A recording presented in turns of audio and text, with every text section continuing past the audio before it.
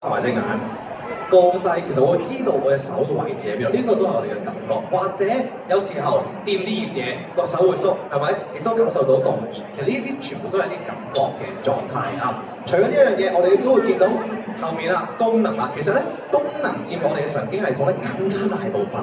功能係講緊啲乜嘢咧？無論係我哋控制我哋肌肉啦，控制我哋器官啦，其實呢一個就係我哋身體上面不斷控制個肌肉同器官，就係我哋要控制個身體去行，或者控制個肌肉，呢個就係功能啦。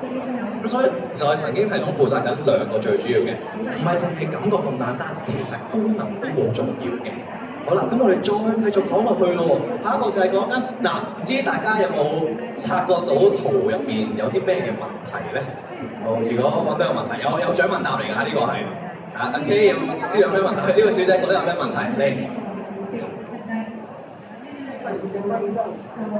坐到攣晒嚟隻腳好傷係咪啊？係，其實你答得非常之好，應間咧拎份禮物啊！嗱，其實咧我哋會見到咧圖嘅最左手邊啊，呢一度呢位女士咧，其實佢坐嘅姿勢咧就非常之好啦。但啱啱女士話坐得好雙，顧得好前嘅邊一位啊？呢一位男士啊！